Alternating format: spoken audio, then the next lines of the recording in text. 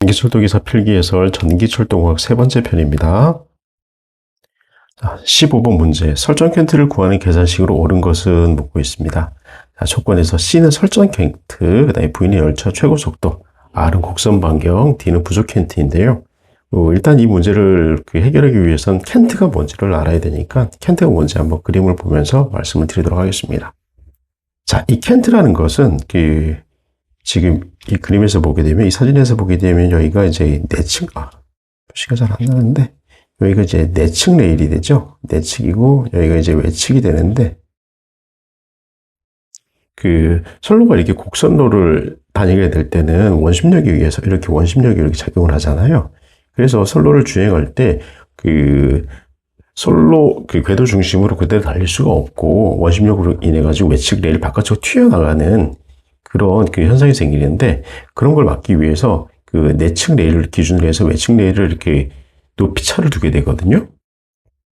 그 높이 차를 캔트라고 해요. 여기 이제 캔트, 이렇게 보시면 되는데, 이 캔트는 쉽게 그냥 단답형으로 얘기하게 되면, 내측 레일을 기준으로 외측 레일과의 높이 차를 캔트라고 하는 거거든요.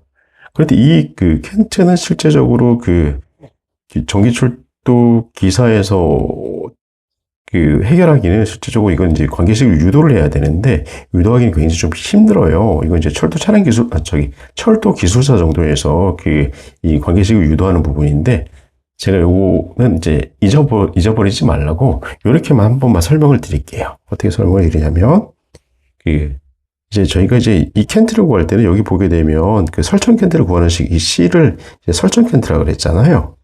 이 설정 캔트 같은 게 어떻게 구하냐면요. 이 설정 캔트를 구하기 전에, 여기 이제 설정 캔트죠? 설정 캔트를 구하기 전에 이론 캔트를 먼저 구해야 돼요. 이론 캔트. 이론 캔트는 다른 말로 균형 캔트라고도 하거든요. 이론 캔트. 그 다음에 균형 캔트라고도 하는데, 이 균형 캔트를 먼저 구해야지만 문제를 해결할 수가 있어요. 그러면 이 이론 캔트는 뭐냐 하면, 이론 캔트는 요거를 하나 참고로 외워두시면, 이제 잊어버리지 말라고.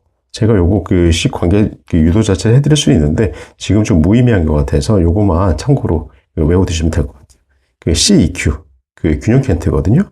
이거는 GR분의 GV 자승. 이게 잘 안 해주면 조금 제가 좀 무식하게 말할 건데, 지랄분의 GV 자승, 이렇게 외워두시면 되시고요. 요거를 이렇게 단위 환산을 해보게 되면 어떻게 되냐면, 제 G는 중력 가속도예요. 9.8. 그 다음에 여기 같은 경우에 킬로미터 퍼 아워를 메타 퍼 세크로 바꿔줘야 되거든요. 그렇기 때문에 여기 이제 V가 여기서는 킬로미터 퍼 아워이기 때문에, 여기 이제 V 여기서 있었죠. 이 부분에 요거를 메타 퍼 세크로 바꿔주기 때문에 제가 여기다 어떻게 쓸 거냐면 3.6 요거를 써주게 되면 킬로미터 퍼 아워를 메타 퍼 세크로 바로 바꿀 수 있는 상수가 되잖아요. 이게 이제 V가 제곱이다 보니까 여기다 제곱을 한번 해주시면 되세요.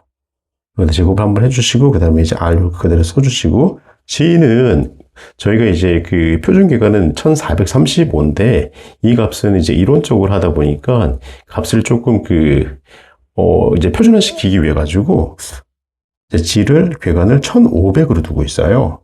1500으로 두고, 그 다음에 여기를 그러면 이제 V 자승을 이제 그대로 둘 수가 있잖아요. 그러면 3.6에다가 V를 곱하기 위해 킬로미터 퍼 아워가 되는 거잖아요. 요거를 이제 계산해 보시면 어떤 값이 나오면 11.8 R분의 V 자승이 나와요. 이 값이 이제 구하게 되는 이제 균형 캔트잖아요. 그럼 설정 캔트는 어떻게 구하냐면, 이 설정 캔트 같은 경우 C는 어떻게 되냐면, 이 균형 캔트에서 이제 부족 캔트 빼주시면 돼요. 이 부족 캔트만 이렇게. 그러면 부족 캔트는 아까 D라 그랬잖아요. 그러면 아까 밑에서 저희들이 구한 것처럼 11.8 R분의 V제곱 빼기 이제 부족 캔트. 이렇게 되면 여기 이제 답이 되는 거죠. 이 부분이. 그러면 이 문제의 답은 3번이 되겠죠? 자, 이 문제는 요게 포인트라고 생각하시면 돼요. 요거를 이제 균형 캔트를 이렇게 먼저 구하셔야 돼요. 그러니까 균형 캔트라는 거는 질R분의 GV 자승. 요걸 연습 계산하게 되면 11.8 R분의 V 자승. 그래서 요거를 이제 균형 캔트에서 부족 캔트만 빼주게 되면 설정 캔트가 된다는 거. 자, 충분히 이해가 되셨을 거라 생각하고요. 예, 자, 6번 문제로 돌아가도록 하겠습니다. 자, 16번. 경관 중앙 드롭퍼에 설치되는 MT 균합선의 최대 설치 간격은 얼마인가 묻고 있습니다. 자, 그 드롭퍼라는 거는 지금 드롭퍼하고 균합선하고 같이 나오기 때문에 조금 이 문제는 헷갈릴 수가 좀 있거든요. 근데 그 드롭퍼의 그 균합선을 이제 동시에 설치하는 거는 일반선에는 설치를 하지 않고요. 이건 이제 고속선에, 여기 이제 나와 있는 것처럼 이제 고속선에만 해당되는 거거든요. 일단 그러면 균합선이 뭔지 한번 살펴보도록 할게요. 자, MT 균합선은 이런 모습이에요. 지금 이제 보시는, 자, 이런 모습이 이제 MT 균합선이거든요. 여기 MT 균합선인데, 이제 그 균합선의 그 종류는 지금 제 그림 하나씩 보면서 말씀드리겠지만은, 이제 시작하는 순서에부터 MT, TM 이게 순서가 결정이 되거든요. 지금 이 친구 같은 경우에는 여기서부터 시작하신다고 보시면 돼요. MT. 그래서 이거는 MT 균합이에요. 자, 나중에 MT 균합하고 이제 그 TM 균합이라는 게 하나 또 따로 있거든요. TM 균합은 지금 제가 이제 말씀드리는 모든 것들은 이제 그 균합이 클램프에 채워지는 방향에 의해서 그 결정이 되는 거고요. TM만은 제가 이제 터널하고 교량 부분에 나오게 되면 이 TM 부분에 따로 설명을 드리겠지만 TM 이 균합만은 그 클램프가 채워지는 방향하고는 전혀 무관하게 설치 모습하고 무관하게 이름이 정해진 거기 때문에 요것만 나중에 차이만 구분만 하실 줄 아시면 되세요. 이거는 이제 어떻게 이해하시면 되냐면, 지금 제가 이렇게, 이거 봐가지고는, 아, 이게 왜, 여기서부터 시작한 거 아니냐? 아니, 이게 여기서부터 이렇게 시작한 거 아니야? 이렇게 말씀하실 수 있거든요. TM이냐고, TM 아니냐고 말씀하실 수 있거든요. 근데 요거는 이제, 이렇게 되지 않고요. 기본적으로 어떻게 되어 있냐면, 여기에 지금 이 부분에는 여기 종단 자체가 여기 끊어진 것처럼 되어 있는데, 이건 대부분이 이 TM 어디 쓰이냐면 인류나 장력 끝부분에 쓰이거든요. 조가선이 이렇게 말리는 부분에서 이렇게 사용하게 돼요. 그래서부터 요거는 이제 시작하는 부분이 이쪽이 되는 거죠. 이렇게 말려서 들어가기 때문에. 끝부분을 지금 여기 없다고 생각하시면 되세요. 이렇게 말려서 들어가는 부분에 여기다 이제 클램프를 채우고 두 번째 클램프를 채우기 때문에 여기 MT 균합이 되는 거예요. 자, 요거는 대부분이 무조건 인류하고 장력 끝부분에 있는 거라서, 자, 이런 식은 잘 없어요. 자, 그래서 요건 MT라고 생각하시면 되고요. 요거 말고 다른 걸 이제 보시면 이해가 가실 거예요. 자, 여기 보시게 되면은요. 자, 여기가, 그대로 쓸게. 여기가 T 전차선이죠. 여기가 이제 조가선이 되거든요. 마찬가지로 여기가 T는 전차선이고, M은 조가선이거든요. 시작하는 부분을 한번 볼게요. 자, 저희들이 균합을, 클램프를 채울 때 어떤 순서로 채우냐면, 여기서부터 충분히 채울 수도, 여기도 1번, 이렇게 2번, 3번 이런 순서로 채울 수도 있겠죠. 근데 이렇게 하지는 않고요. 어떻게 하냐면, 클램프를 채울 때는, 자, 여기서부터, 자, 1번, 자, 2번, 3번. 이 순서로 보시면 돼요. 그래서, 자, T, M, T. 이 순서로.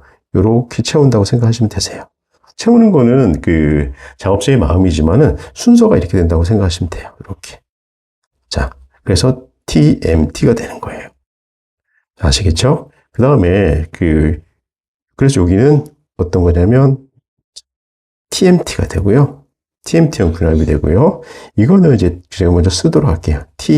TMMT인데 이게 왜 TMMT냐면, 자, 지금 여기가 전차선이 이렇게 두 개예요. 전차선이 이렇게. 색깔이 좀 보기가 힘드시죠? 그러면 제가 이 색깔을 바꿔서 초록색을 해볼까요? 이렇게. 요 두 개가 전차선이에요. 그 다음에 요 위에 게 두 개가 조가선이거든요. 이렇게. 밑에 요거 두 개는 조가선, 요거 밑에는 전차선이거든요. 어떻게 연결되나 보도록 할게요. 자, 처음에 전차선에서 시작해서 조가선으로 갔죠. 그 다음에 다시 조가선으로 이렇게 가죠. 다음에 조가선에서 전차선으로 오게 되거든요. 그래서 순서상이, 자, 1번, 2번, 3번, 4번, 이렇게 해서 TMMT라고 하는 거죠. 자, 그 다음에 이 친구 같은 경우에는 뭐냐면, 맨 오른쪽에 같은 경우는 MST 균합이라고 하는데, M은 말씀드린 것처럼 그 조가선, T는 전차선인데, 이 S가 처음 보시는 거잖아요. 이게 뭐냐면 스팬선이에요. 스팬선. 그러니까 조가선에서 스팬선 거쳐서 전차선을 이제 균합을 한다는 건데요. 요거 이제 좀 그림이 좀 작아서 보시기 힘든데 좀 이해해 주시길 바라고요. 어떻게 되어 있냐면 여기 지금 보게 되면 이제 균합 자체가 여기 M이 있죠. 그다음에 여기 이게 스팬선이거든요. 요게 요 스팬선하고 한번 이렇게 연결을 해요. 요 조가선 부분에서 이렇게 연결하고 다시 전차선 부분 쪽으로 이렇게 연결한 거거든요. 요걸 이제 MST라고 그러는데, 요거는 제가 아까 처음에 말씀드린 것처럼 이제 이 구조의 형태에 따라, 이렇게 구조의 형태에 따라 그 순서를 보시면 돼요. 1, 2, 3 하면 TMT, TMMT, 여기도 마찬가지로, 자, 1번 M, 2번, 그 다음에 여기 스팬선, 그 다음에 3번 전차선, MST. 여기도 마찬가지로 1번, 2번 해서 MT가 되는 거예요. 자, 그런데 여기서 묻고 있는 거는 MT 균합선에 대해서 최대 설치 간격이 얼마인지 묻고 있는데, 일반 선로에서 MT 균합선은 설치 간격은 따로 두지는 않아요. 아까 제가 말씀드린 것처럼 어떻게 되어 있냐면, MT 균합 같은 경우에는 인류나 장력 그쪽 이외에는 별로 두는 곳은 없거든요. 이게 이제 여기서 이제 조건에 있는 것처럼 속도 등급이 250km 이상일 때. 자, 제가 그림 하나 그려볼 텐데요. 자, 고속철도에는 어떻게 되냐면, 조가선 똑같아요. 방향이 이렇게 설치되어 있는 건 같은데, 조가선, 그 다음에 전차선 이렇게 있거든요. 자, 그러면, 드로퍼가 이렇게 설치가 되겠죠. 드로퍼는 아시죠? 드로퍼는 전차선을 수평하게 매달기 위해서 조가선에서 전차선 수직으로 내린 전선을 드로퍼라고 하잖아요. 제가 이렇게, 클램프를 두고, 클램프를 이렇게 설치를 했죠. 이 옆에다가 바로 붙여서 하나 그릴 거예요. 어떻게 그릴 거냐면 이렇게 설치를 해요. 여기다 클램프를 하나 두고 여기다 클램프를 하나 두고 여기다 이제 채우는 거죠. 균합형 드로퍼를 설치했는데도 불구하고 전차선과 조가선에 좀 더 완벽한 균합을 하기 위해서 설치하는 건데, 이게 고속철도에 설치된 MT 균합선이에요. 이거 같은 경우 저도 실제 보지는 못했는데, 이 균합선이 이제 최대 설치 간격이 200m라고 저희 규정에 나와 있더라고요. 자, 요거는 외워두시면 될 것 같아요. 근데 이제 제가 이제 이거는 외우시지만은 이제 그림 제가 말씀드린 것처럼 16번 이외의 다른 문제들이 이제 균합선에 대해서 많이 나오잖아요. 여기 이제 위에 부분이 이제 이게 MT, 이게 이제 MT라고 그랬죠. MT고, 이 부분이 TMT, 그 다음에 TMMT, MST. 이 모양의 형태의 클램프의 순서 방향대로 해서 이름이 지어졌다는 거. 딱 한 가지, 어떤 거냐면 TM만 그렇지 않고, 이건 용도에 따라서. 근데 요건 이제 다 나오면 그때 말씀을 드리도록 하겠습니다. 자, 그러면 제가 17번 문제로 옮겨가도록 하겠습니다. 자, 17번 문제는 직류강체 전차선로, 그 중에서 T바 방식의 브레이크 표준 간격은 얼마인지 묻고 있는데, 이걸 제가 몇 번 언급했죠. 그래서 제가 그림을 보면서 다시 이제 살짝만 짚고 넘어가도록 하겠습니다. 자, 저희들이 강체 방식에서는 말씀드린 것처럼 뭐가 있냐고 말씀드렸냐면, 이제 알바와 T바가 있다고 말씀드렸죠. 이게 있다고 말씀드렸는데, 알바의 표준 간격은 10m라고 말씀드렸고요. T바의 간격은 5m라고 말씀드렸어요. 그럼 요 간격 얘기하는 거예요. 요 간격과 요 간격. 요 간격이 5m인 거죠. 그럼 여기 17번의 답은, 자, 1번, 5번이 되겠죠. 여기서 근데 알바나 T바의 처짐은 얼마까지 허용한다 그랬죠? 이거 되게 중요한 거죠. 처짐. 그때 제가 디플렉션이라고 이렇게 말씀드렸고, 요거 계산이 필답에서 언젠가 한번 나왔던 것 같은데, 요거 같은 경우도 이렇게 계산할 수가 있어요. 384 탄성 개수 곱하기 관성 모먼트, 단면 2차 모먼트죠. 그 다음에 전차선 중량 그 다음에 스팬 4승, 요거 이제 5m의 4제곱. 요거 하시면, 이거 답이 나오거든요. 여기 얼마나 그랬죠? 1%이야. 그죠? 자, 17번은 이렇게 이해하시면 될 것 같고요. 자, 18번. 속도 등급 200km급 이하에서 가동 브래킷 곡선 당김 금구의 설치 각도는 묻고 있는데요. 자, 곡선 당김 금구는 자, 일단 정의를 한번 하고 가야 되는데요.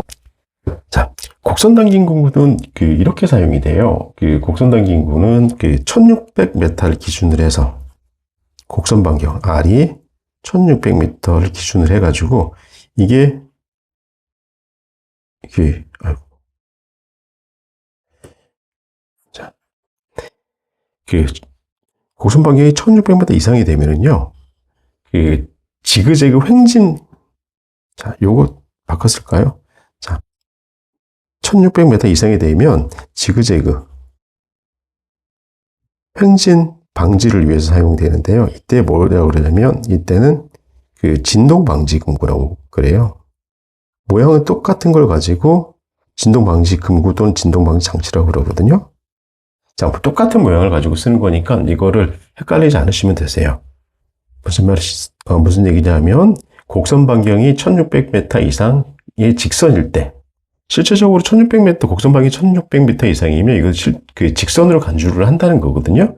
일단 1600m가 넘으면 여기서는 이제 곡선을 편의 안쪽을 잡아당기기 위한 목적으로 쓰는 게 아니라 편의를 두기 위한, 전차선 편의라는 건 혹시 들어보셨는지 모르겠는데, 이 편의라는 게 있잖아요. 궤도 중심이 이렇게 있으면 이렇게 펜타그래프의 집중 마모를 방지하기 위해 가지고 이렇게 지그재그로 가선을 하거든요. 이렇게 지그재그로. 근데 이 지그재그 가선할 때 이 궤도 중심에서 전차선이 벗어난 거리, 이걸 편이라고 그러거든요. 이렇게 곡선 단계 같은 경우에는 곡선호에서 잡아당겨서 편의를 유지하기 위한 목적으로 쓰이는데, 이때 1600m 이하에서 쓰일 때는 곡선 당김 금구라 그래요. 곡선 당김 금구. 이거는 자주 나오는 문제이기 때문에 나올 때마다 제가 다시 짚어드리도록 할 건데요. 하여간 기준은 1600m. 자, 지그재그 편의를 두고 횡진을 방지하기 위해 했다면 진동 방지 금구인 거고요. 그 다음에 1600m 미만 곡선로에서 쓰일 때는 곡선로에서 편의를 잡기 위한 곡선 당김 금구로 쓰인다고 생각하시면 되세요. 자, 그러면 그림을 한번 보도록 할 텐데요. 자, 이 모양이 뭐냐면, 지금 곡선 당김 금구 같은 경우에는 지금 이제 두 가지가 형태가 있는데, 직선형과 궁형이 있는데, 지금 보시게 되면 이 모양 자체는 뭐 누가 보더라도 딱 직선이잖아요. 이걸 직선형이라고 그래요. 이거 같은 경우는 어디에 쓰이냐면요, 일반 가동 브래킷에 쓰이지는 않고요. 가동 브레이크 쓰는 타입은 아니고, 차량기지나 이렇게 대형 역사 분해 이럴 때 이제 스펜서는 일반 스펜선 빔을 쓰는 경우도 있어요. 망우역 분해 같은 경우에. 그 다음에 일반 차량기지 같은 경우는 이제 빔, 어떤 이런 것들이죠.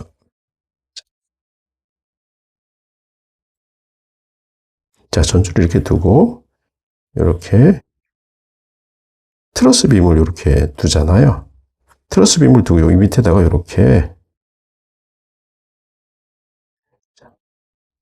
두는데, 이걸 이제 아까 말씀드린 것처럼 아까 MST라는 거 있었잖아요. MST 균합할 때 이게 스펜선인데요. 이 스펜선에서 이렇게 이제 여기 내려가지고 이 스펜선에서 지지금구를 달아가지고 직선형을 여기 내려요. 이거 같은 경우는 이제 앞상도 크게 필요로 하지 않는 이런 곳에 쓰이는 거거든요. 이제 어떻게 보면 저속 구간에만 쓰이는 거죠. 그래서 이 구간 자체가 이 높이가 달라요. 그러니까 이제 직선형 같은 경우에는 이제 300이고, 그 다음에 이 각도가 15도예요. 각도가. 저 그림이 제가 이제 파워포인트를 그리다 보니까 선택을 한 번 잘못하는 바람에 전부 다 이렇게 그려졌는데, 요게 이제 스팬선과 전차선의 높이는 300. 그 다음에 전차선과 그 직선형 그 브라켓가 이루는 각도는 15도. 그럼 15도는 여기 15도 하나밖에 없으니까 답은 요거겠네요. 뭐 그죠? 요거. 자, 그다음에 그 궁형을 한번 보도록 할 텐데요. 자, 궁형은 이렇게 생겼어요. 그 궁자는 이제 화살 궁자인데요. 활궁자인데 화살처럼 이렇게 그 모습이 생겼다고 하는데 진짜로 화살처럼 생기지는 않았습니다. 자, 이걸 보게 되면요. 아까 제가 그 직선형은 이렇게 스팬선 쪽에 쓴다 그랬잖아요. 스팬선 쪽에. 근데 이거 같은 게 이제 그 가동 브라켓에. 가동 브라켓 제가 지난번 한번 그린 적이 있는데 제가 살짝 다시 한번 그려볼까요? 그 가동 브라켓은 이렇게 생겼잖아요. 자, 여기 쓰게 되면 여기 그 지지물 전주잖아요. 이렇게. 자, 이렇게. 그다음에 이렇게. 그다음에 여기다 벤트를 치고 이렇게 올라가거든요. 이렇게. 그다음에 이렇게 치거든요. 자, 요 같은 경우에 이제 O 타입인데 여기 진동 방지 금고라 그래요. 진동 방지 파이프 요 부분이에요. 요 부분에서 이렇게 두는 거거든요. 여기 요거예요. 물론 요 부분이 있어요. 여기 들어가 있는데 여기 제가 이거 사용을 했지만은 지금 여기를 둥그렇게 그렸지만 이제 그 활처럼 그린 거예요. 저도 여기 활처럼 그린 거예요. 요 부분. 자, 이 부분이 진동 방지 파이프고요. 여기 다시 한번 그때 그 제가 하나 그 부재 이름들을 짚어드리지 않은 것 같은데 여기서 한번 짚어드릴게요. 요 부분이 그 수평 줄 파이프라고 하고요. 요 부분이 그다음에 요걸 경사 파이프라고 하고 요게 진동 방지 파이프라고 하거든요. 그래서 이 진동 방지 파이프에서 여기가 진동 방지 파이프거든요. 진동 방지 파이프는 가동 브라켓에만 있는 거예요. 그 진동 방지 파이프에서 지지궁을 통해 가지고 이렇게 설치하는 것을 가동 브라켓형 궁형 곡선 당긴 궁구라고 하고요. 이 간격을 한번 보도록 할게요. 이 진동 방지 파이프하고 이 진동 방지 파이프하고 전차선의 간격은 얼마냐면 350이에요. 요거보다 50mm 좀 더 크죠.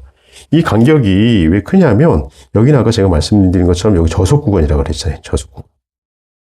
앞상에 크게 큰 타격이 없어요. 여기 같은 경우에는 이 앞상이 좀 자유롭거든요. 그래서 이제 뭐 고속이지만 완전 뭐 중고속이죠. 중고속. 고속 철도에는 이 모양하고 조금 더 달라요. 근데 지금 이제 문제는 그걸 묻는 게 아니기 때문에 할게요. 자, 보게 되면 여기는 350이고 여기는 아까 300이라고 말씀드렸죠. 근데 지금 묻고 있는 거는 아까 직선형 같은 경우 얘가 15도잖아요. 얘가 15도. 근데 이 모습을 보게 되면 이거 이제 11도로 이렇게 표시가 되어 있어요. 여기 11도. 근데 여기는 직선형 같은 경우에는 실제적으로 이 금고하고 그 전차선 요 각도를 11도로 잡았는데 지금 누가 보더라도 여기 보게 되면 이 각도는 좀 더 커 보이잖아요. 근데 여기서는 이렇게 그죠? 이렇게 보이는데 이렇게 보게 되면 뭐 한 20도가 넘을 것 같은데요. 요거는 이렇게 보는 게 아니고 요거는 이 부분 지지 금고의 마지막 부분 요 부분 있죠? 요 부분 요렇게 그었을 때 요 이제 그 직선 부분하고 요 각도를 재는 건데 요 각도가 11도예요. 11도. 그러니까 직선형은 요거 제가 아까 여기 제가 요거 말씀드렸었는데 여기 좀 잘못됐네요. 아니구나. 제가 검토를 안 하고 제가 막 무대본으로 바로 하는 거라서 저도 조금 헷갈린 부분이 있었는데 답을 한번 찾아가 보도록 할게요. 그러면 자, 정리를 먼저 해볼게요. 궁형은 몇 도라고 그랬죠? 11도. 그 다음에 직선형은 15도. 모양으로 봐가지고는 분명히 궁형이 더 클 것 같은데 궁형의 각도 위치는 이 금구 자체 모양이 아니라 이 금구 클램프 끝부분에서부터 지지금 끝부분을 연결하는 이 직선과의 각도를 얘기하는 거기 때문에 이게 더 작죠. 그래서 답을 찾아가 보면 궁형은 11도. 직선형은 15도. 그래서 답은 18번의 답은 1번이 되겠습니다.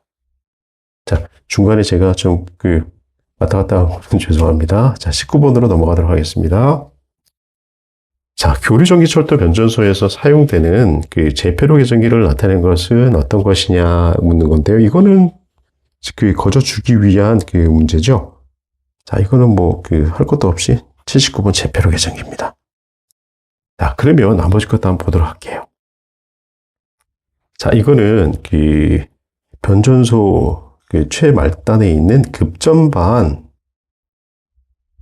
있는 급전반 내 릴레이들이거든요. 여기는 뭐가 있냐면, 자, 금방 위에 있는 것처럼 여기 그대로 있습니다. 50, 51, 그 다음에 21, 그 다음에 27, 자, 79 이렇게 다 있는데, 이 79가 제페로 계정이죠. 79가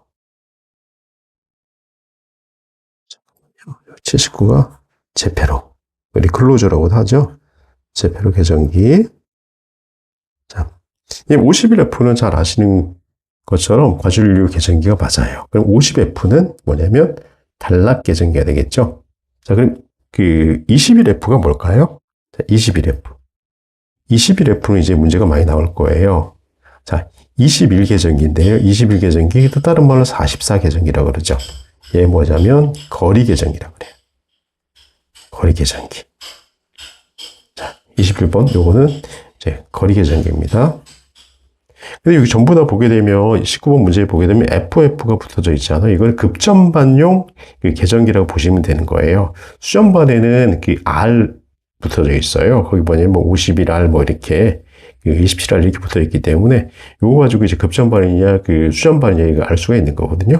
지금 여기 있는 것들은 전부 다 변전소 최말단에서 있는 계정기들이기 때문에 이거 보시게 되면은 F가 되어 있는 거죠. 21F 말씀드리면 21F는 거리 계정기. 자, 그러면 79번은 제페로 계정 말씀드렸고요. 99번은 뭘까요? 자, 99번은 뭐냐면요. 얘하고 세트예요. 이렇게 쓰는 게 나을 것 같아요. 어떻게 되냐면 거리 계정기 얘하고 제가 위드를 쓸게요. 거리 계정기하고 이렇게 붙어져 있다고 생각하시면 돼요. 같이 이렇게 붙어져 있어요. 99 이렇게 해서 얘는 고장점 표정 장치예요. 얘는 뭐라면 고장점 표정 장치. 거리 계정기가 이제 거리 계정기는 임피던스 계정기의 일종인데 선로에 고장이 생기면 임피던스의 변화가 생기면 거리 계정기가 고장이라고 생각하고 선로를 차단을 하죠. 그런데 선로를 차단하게 되면은 실제적으로 고장점 위치를 몰라요. 그러면 전기사업소 직원들이 현장에 나가서 선로를 순회를 하게 되거든요. 근데 이렇게 되면 너무 어떻게 무식한 방법이잖아요. 그냥 단순하게 선로를 순회하게 되면. 근데 이제 고장점 표정 장치가 적당한 위치, 아주 정확하지는 않아요. 이게 10km를 직선 10km를 기준으로 제가 알기로 플러스 마이너스 5%인가? 이렇게 되거든요. 그럼 결국 이제 500m, 고장점부터 이제 좌우 500m이기 때문에 그 1km를 도보 순회를 해서 찾아야 되는 건데, 이게 거리 계정기 고장 차단을 하게 되면은 이제 고장점이 어디 있는지 알려주는 게 이제 99번 계정기고, 이제 99번 계정기는 항상 거리 계정기가 붙어 있다. 이렇게 알고 계시면 되세요. 자, 마지막 20번 문제로 가도록 하겠습니다. 자, 전차선의 편의를 정하는 요소가 뭔지 일단 아시면 이 문제는 찾기가 좀 쉽겠죠. 자, 그러면 전차선의 편의를 정하는 요소를 이제 먼저 찾아보도록 하겠습니다. 자, 전차선의 편의를 정하는 요소는 5가지가 있습니다. 5가지가 있는데 이곳에는 지금 3가지만 나와 있고 나머지 2가지는 나와 있지 않는데 일단 찾아가 보도록 하겠습니다. 자, 아까 전차선 편의에 대해서 일단 제가 말씀을 드렸는데 편의가 뭔지 일단 다시 한번 정의를 하도록 할게요.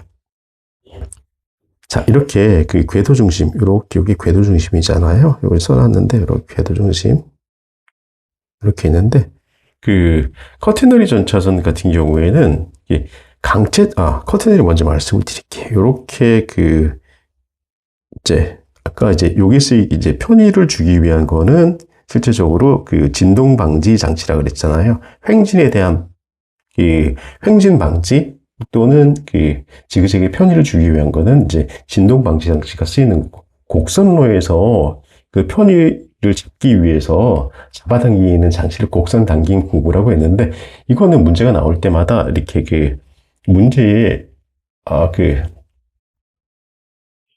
문제가 나올 때, 거기 이제 해석에 따라서 그 답을 찾아내시면 되시니까요. 이건 어렵진 않고요. 제가 이렇게 쓰는 거, 실제 여기 쓰이는 거는 이제 뭐라고 보시면 되냐면, 이제 진동방지 근거로 보시면 되세요. 여기 마찬가지로 이렇게 잡아당기고 있거든요. 자, 그런데 여기 잡아당기고 있을 때 전차선이 그렇게 되면 이렇게 가성이 되잖아요. 이렇게 가성이 되는데, 자, 이 부분이, 요 부분, 이렇게 그 궤도 중심과 여기 당기고 있는 전차선의 마주기 당기고 있는 부분 있죠. 여기 그 말단 부분, 요 부분이 이게 편의가 되는 거예요. 요 부분이 요 같은 경우에는 이제 이 곡선 자체가 어떻게 되냐면 이제 톱니처럼 이렇게 돼 있잖아요. 이렇게 톱니처럼 이렇게 돼 있잖아요. 삼각형이 이렇게. 근데 저 친구들 있죠. 알바나 티바 같은 경우에 어떤 모습이냐면 이렇게 되지 않고요. 거기도 이제 가동 브라켓이나 지지 근구를 통해 가지고 편의를 주거든요. 거기도 펜타그래프의 일반 국부 마모를 방지하기 위해서 마찬가지 카테나리하고 똑같이 편의를 주게 돼요. 어떻게 주냐기는 이렇게 줘요. 사인파 형태로. 근데 거기도 여기도 마찬가지로 이렇게 지지점은 있어요. 지지점은 이렇게 지지점을 두는데 이렇게 완만하게 두는 거죠. 이렇게 사인파 형태로. 얘하고는 완전히 틀리죠. 얘하고는 자 이렇게. 자 이게 편이라는 걸 알고 계시면 돼요. 궤도 중심에서 전차선이 벗어난 거리. 궤도 중심에서 이렇게 벗어나 있죠. 여기도 마찬가지로 벗어나 있죠. 궤도 중심에서 전차선이 벗어나 있는 거리를 편이라 그래요. 이렇게 정의하고 가시면 되시고요. 자, 그러면 여기에서 이제 제가 세 가지 정의를 왔거든요. 자, 전기차 동요. 그 다음에 풍압, 곡선로. 이 전기차 동요는 어떻게 되냐면 보통 전차선 높이가 전차선 높이가 그냥 빨간색 할게요. 5200이잖아요. 5200인데 여기서 펜타그래프하고 차량이 이렇게 달려 있잖아요. 이 높이, 대차 높이가 보통 대차 중심 높이가 585 정도 되거든요.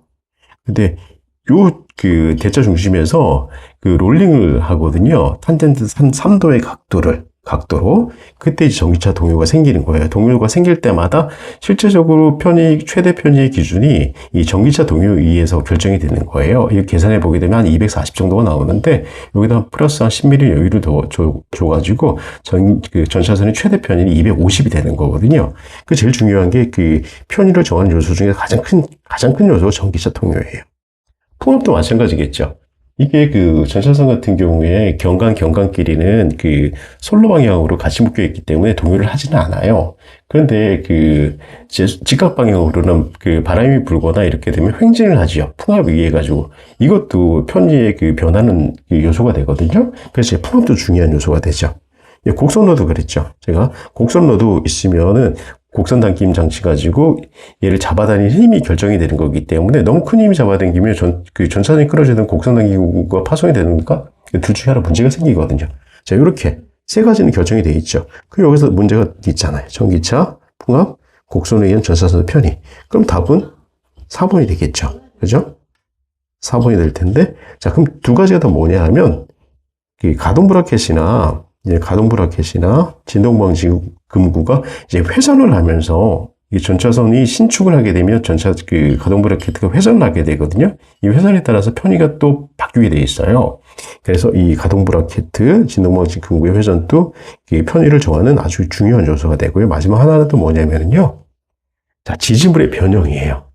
이 지지물은 처음에 설치되어 있을 때하고 시간이 지나면서 변형이 되는데, 이거 같은 경우에는 한 100mm, 전주의 중간 중심에서 50mm, 말구에서 50mm 해가지고 100mm까지 변형까지 고려를 하고 정하는 게 전차선 편이거든요. 그래서 전차선 편의 요소 요 5가지는 외워두셔야 되세요. 이거는 어디서 나오기 때문에 2차 실기시험에 나오기 때문에 자, 첫 번째 전기차 동요, 그다음에 풍압, 곡선로, 가동 브래킷, 진동 방지, 금고의 회전, 기지물의 변형. 요 5개는 이제 외워놓으시면 필답에도 편하시고 이제 선지 문제가 나오더라도 해결하기 굉장히 편하신 게 되겠죠. 자, 오늘은 20번까지 하는 걸로 그 강의를 마치도록 하겠습니다. 다음번 강의에서 만나 뵙도록 하겠습니다. 감사합니다.